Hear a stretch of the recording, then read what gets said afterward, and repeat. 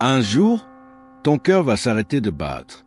Et ce jour, tu n'en connais ni l'heure, ni la saison, ni l'explication. Mais ce jour viendra. Alors laisse-moi te poser une question. Si tu mourais ce soir, à quoi aurait servi ta vie? Tu vois, c'est pas une question pour te faire peur. C'est une question pour te réveiller. Pour t'arracher à cette comédie que tu joues chaque jour. La comédie de celui ou celle qui fait semblant d'être immortel. Qui s'agite dans tous les sens, mais qui ne vit pas. Qui accumule des titres, des followers, des objets, mais qui oublie de s'occuper de son âme. Et si tout ça, cette agitation, ce bruit, cette vanité, n'était qu'un écran de fumée pour éviter de regarder l'essentiel en face. Tu vas mourir, et tu ne sais pas quand. C'est dur à entendre, je sais. Mais tu veux que je te dise ce qui est encore plus dur? C'est de te réveiller un jour et de réaliser que tu n'as jamais vraiment vécu, que tu as couru derrière l'admiration des autres, mais jamais vers ta propre vérité. Marc Aurèle, l'un des plus grands empereurs de Rome, a écrit un livre bouleversant, Pensées pour moi-même.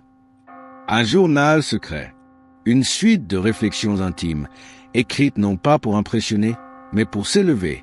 Et dans ces pages, une leçon revient encore et encore. La mort approche, et tout ce à quoi tu tiens, ton image, ton pouvoir, tes possessions ne tiendra pas face à elle. Alors aujourd'hui, je te propose une chose. On va parler de la mort, pas pour t'effrayer, mais pour t'ouvrir les yeux, pour briser cette illusion que tu es au contrôle, que tu as le temps, que tu es au-dessus du destin. Parce que parfois, il faut regarder la mort, pour commencer enfin à vivre. Si cette vidéo résonne déjà un peu en toi, si tu sens que tu as besoin de reconnecter avec l'essentiel, si tu veux plus de vérité que de distraction dans ta vie, alors commente cette phrase maintenant. Je veux vivre, pas faire semblant. Like cette vidéo, abonne-toi et reste jusqu'au bout. Parce que ce qu'on va partager ici peut réellement changer ta manière de voir et ta manière de vivre. Le masque social, courir après l'image. Combien de temps encore vas-tu perdre à vouloir plaire aux autres au lieu de devenir quelqu'un que tu respectes toi-même? Tu vis dans un monde d'images, un monde de façades, un monde où l'important, ce n'est plus d'être, mais d'apparaître. Tu t'habilles pour être vu, tu publies pour être aimé, tu parles pour être validé, et petit à petit, tu t'oublies. Tu te lèves chaque matin et sans même t'en rendre compte, tu mets ton masque, le masque du professionnel compétent, le masque de l'ami toujours disponible, le masque de la personne cool, intelligente, forte, drôle. Mais derrière ce masque, qui es-tu, vraiment? Marc Aurèle, lui aussi, portait un masque. Il était empereur de Rome, le plus grand homme de son temps. Mais dans ses écrits, il ne parle presque jamais de ses conquêtes. Il ne parle pas de son trône, ni de ses palais, ni de sa puissance. Il parle surtout de sa lutte intérieure, de ses tentations, de ses illusions, de sa peur de se perdre dans la vanité. On parle de toi, on t'admire, on t'applaudit, soit. Mais souviens-toi que la foule change de visage plus vite que la lumière ne s'éteint. Marc Aurèle avait compris que tout ce que le monde lui offrait pouvait l'éloigner de lui-même. Et il écrivait pour se rappeler une chose simple, presque brutale. Tu peux être célèbre aux yeux du monde et totalement inconnu de toi-même. Et toi, quand as-tu pris le temps, vraiment, de te regarder sans filtre, sans maquillage, sans stratégie, sans story, juste toi, face à toi? Est-ce que tu t'aimes? Pas pour ce que tu possèdes, pas pour ce que les autres disent de toi, mais pour ce que tu es quand tout est silencieux. Parce que tu peux avoir des diplômes et être perdu. Tu peux avoir des likes et ne plus savoir qui tu es. Tu peux même avoir de l'argent, de la beauté, du succès, et vivre chaque jour avec le sentiment d'être un imposteur. Pourquoi? Parce que tu t'es construit sur le regard des autres. Et le problème avec ce regard, c'est qu'il ne t'appartient jamais. Tu peux tout faire pour plaire et échouer. Tu peux tout donner et être oublié. Tu peux tout sacrifier et ne jamais être reconnu. Celui qui vit pour le regard des autres sera toujours esclave. Marc Aurèle. Mais tu vois, cette course à l'image n'est pas juste fatigante. Elle est dangereuse. parce qu'elle te détourne de l'essentiel. Chaque jour, tu fais des choix. Des choix sur ce que tu dis, sur ce que tu caches. Des choix sur les personnes que tu fréquentes, les projets que tu poursuis. Et beaucoup de ces choix ne sont pas guidés par la vérité, mais par la peur. La peur de décevoir. La peur de paraître faible. La peur d'être jugé.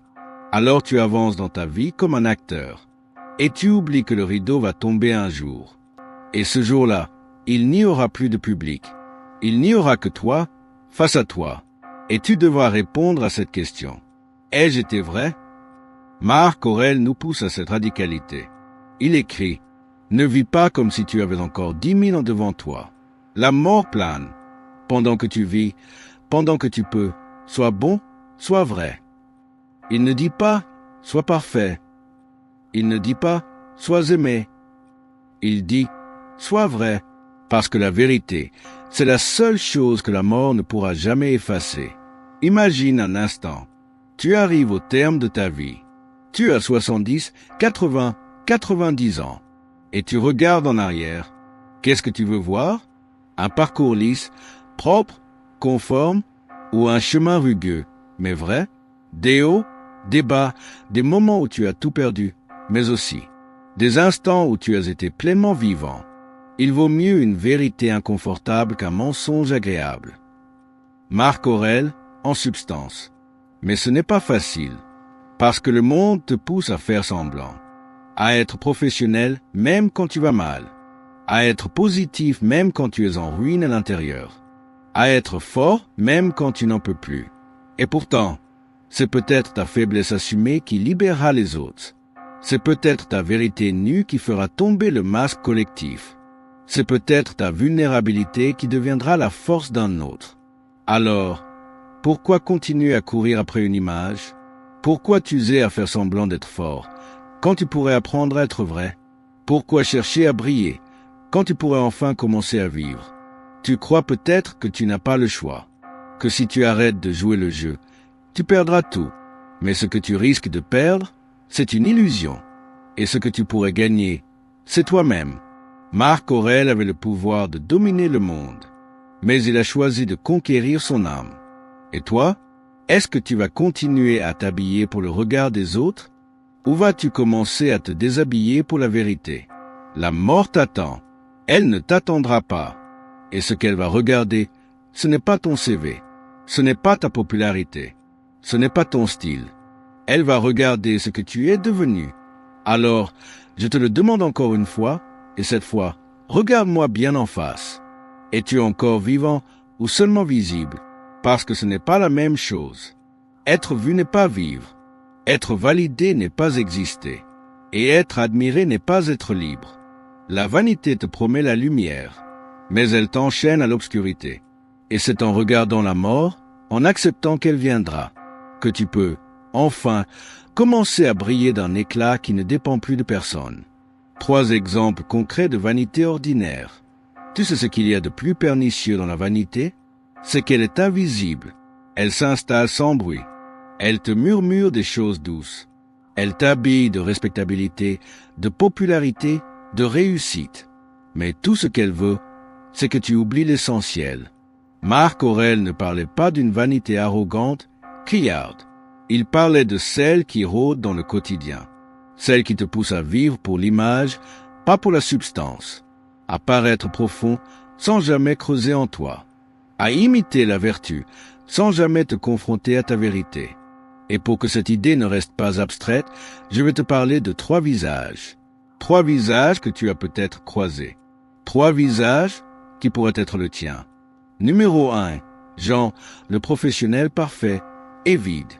Jean, 48 ans, cadre supérieur. Tout le monde le respecte. Il a gravi les échelons avec méthode, avec discipline. Il est organisé, fiable, brillant. Il a une belle maison, 2 voitures, des enfants en bonne santé, une femme admirable. Et pourtant, chaque soir, en rentrant, j'en ressens un vide, un creux dans la poitrine, comme une question qui cogne. C'était pour ça? C'était vraiment pour ça que j'ai tout sacrifié? Jean n'a jamais écouté ses élans. Il a toujours fait ce qu'il fallait. Il a enterré ses passions. Il a tué sa spontanéité. Parce qu'on lui avait dit « Réussir, c'est ça ?» Mais personne ne lui avait dit que réussir sans sens, c'est mourir lentement. Il est possible d'être admiré et profondément malheureux. Marc Aurèle. Jean est ce genre d'homme dont on dira aux funérailles. Il avait tout. Mais dans son regard éteint, tu verrais, il n'avait plus rien. Numéro 2. Sophie, l'influenceuse en quête de validation. Sophie a 27 ans. Elle est magnifique, solaire, inspirante. Sur Instagram, elle est suivie par plus de 300 000 personnes. Des marques la contactent, des agences veulent la recruter. Elle rayonne, du moins en apparence. Mais le soir, quand les lumières sont éteintes, Sophie s'effondre. Son angoisse est chronique. Son sommeil, fragile. Pourquoi? Parce qu'elle vit au rythme des likes. Chaque story devient un test. Chaque photo, un verdict. Chaque jour, elle se demande, suis-je encore assez bien pour qu'on m'aime aujourd'hui? Elle ne vit plus. Elle se met en scène. Elle n'est plus une personne. Elle est une marque. Et dans ce jeu, elle a perdu sa spontanéité, sa vulnérabilité, sa voix. Quand tu vis pour être aimé, tu deviens prisonnier de ceux qui te regardent. Marc Aurèle, version moderne. Sophie n'a jamais été aussi visible. Mais elle n'a jamais été aussi seule. Numéro 3. Pierre, l'homme religieux, mais pas spirituel. Pierre, 62 ans, homme d'église. Présent à chaque messe, à chaque réunion, à chaque funéraille. Ses paroles sont justes. Son attitude, irréprochable. Les gens l'admirent, le consultent, le respectent. Mais Pierre juge. Il méprise ceux qui pensent autrement. Il condamne sans écouter. Sa foi est devenue une identité sociale, une armure morale, un moyen d'exister par-dessus les autres. Il vaut mieux être un païen honnête qu'un croyant vaniteux. Marc Aurèle. Pierre est dans le lieu sacré, mais il a perdu le lien sacré. Il a gardé la structure, mais il a oublié l'amour. Sa foi est un déguisement. Sa prière, un rôle. Et au fond, il a plus peur d'être démasqué que d'être transformé. Et toi, dans quel miroir te reconnais-tu? Jean, Sophie, Pierre. 3 histoires, 3 illusions, 3 solitudes. Mais si je te les raconte, ce n'est pas pour juger. C'est pour que tu comprennes que personne n'est à l'abri. La vanité ne choisit pas les faibles. Elle attaque les forts, les brillants, les ambitieux, les talentueux, parce qu'elle sait que plus tu montes, plus tu as peur de tomber. Et plus tu as peur de tomber, plus tu portes de masques. Mais la mort, elle arrache les masques. Elle ne regarde pas ton costume. Elle ne regarde pas ta réputation. Elle regarde ton âme. Tout ce qui était hier ta gloire, demain sera poussière. Marc Aurèle. Alors, qu'est-ce que tu choisis? Une vie applaudie, mais creuse? Ou une vie peut-être discrète, mais intègre? Ne crois pas que ces exemples sont exceptionnels. Ils sont la norme. Ils sont la société. Ils sont ce que tu deviendras. Si tu ne choisis pas maintenant de revenir à toi, tu peux continuer à courir. Tu peux continuer à paraître, à réussir, à briller, à séduire. Mais demande-toi, à quoi cela me sert-il si je me perds en chemin? Tu peux être Sophie et choisir d'éteindre ton téléphone pour retrouver ta voix. Tu peux être Jean et décider qu'il n'est pas trop tard pour créer. Tu peux être Pierre et enfin pleurer devant Dieu sans peur d'être vu faible. Parce que la seule vraie grandeur, c'est celle d'oser revenir à l'essentiel. Et l'essentiel, c'est ce que tu emporteras avec toi dans la tombe. Pas ta renommée, pas tes diplômes, pas tes followers, mais ta vérité. Ne cherche pas à être admiré, cherche à être vrai. Marc Aurèle. 3 principes stoïciens pour désarmer la vanité. Ne perds plus ton temps à chercher qui est bon ou mauvais. Préoccupe-toi de devenir vrai. Marc Aurèle. La vanité est une illusion douce. Elle t'enrobe de compliments, te fait croire que tu avances alors que tu t'égares. Elle fait briller ta surface pendant que l'intérieur s'effondre. Mais il existe un antidote. Il existe une sagesse plus ancienne que nos réseaux, plus stable que nos statuts. C'est celle des stoïciens. Et Marc Aurèle dans ses écrits intimes, nous transmet 3 principes puissants pour démasquer la vanité. Des principes simples, bruts, presque tranchants. Mais si tu les prends au sérieux, ils peuvent changer ta façon de vivre. Premier principe, tout ce qui n'est pas éternel est insignifiant. Marc Aurèle écrit: « Réfléchis souvent à la rapidité avec laquelle tout ce qui existe est emporté et disparaît. Le monde est changement. La vie est opinion. » Tu veux savoir si quelque chose mérite ton attention? Pose-toi cette question. Est-ce que cela comptera encore dans son temps? Pense à cette dispute, à cette envie de te faire remarquer, à cette obsession de bien paraître, à ce post Instagram que tu as recommencé 5 fois, à cette réponse blessante que tu rumines depuis 3 jours. Est-ce que ça comptera quand tu seras mort? Est-ce que ça laissera une trace dans l'éternité? Ou est-ce que ce n'est qu'un écho, une poussière dans le vent? Marc Aurèle nous pousse à ce recul, à cette lucidité glaciale. Regarde les choses comme si tu les voyais d'au-dessus de la terre. Tu veux être libre de la vanité? Alors habitue-toi à regarder ta vie depuis ta mort. Prends de la hauteur. Demande-toi, quand je serai au bout du chemin, qu'est-ce qui comptera vraiment? C'est à ce moment-là que les illusions tombent et que l'essentiel se révèle. Quand tu es pris dans une tension, un conflit, une obsession d'image, fais une pause, respire, pose-toi. Est-ce que cela survivra à ma mort? Si la réponse est non, alors libère-toi. Deuxième principe, ne vis pas comme si tu étais immortel. Voici ce que Marc Aurèle écrit. Tu agis comme si tu allais vivre éternellement. Mais tu oublies combien de temps est déjà passé, que tu ne récupéreras jamais. Le temps qui te reste est incertain. Profitons pour devenir meilleur. C'est violent, n'est-ce pas? Parce que ça te met face à ta procrastination existentielle. Tu crois que tu as le temps. Tu remets à demain les vraies conversations. Tu reportes les choix courageux. Tu laisses les rêves moisir dans un tiroir. Et pendant ce temps, la vie s'en va. Ce n'est pas que nous avons peu de temps, c'est que nous en perdons beaucoup. Sénèque, Marc Aurèle, lui, écrivait ses pensées en pleine guerre, entouré de menaces. Et pourtant, il se concentrait sur l'intérieur, sur ce qu'il pouvait encore transformer. Il ne disait pas « je ferai ça plus tard ».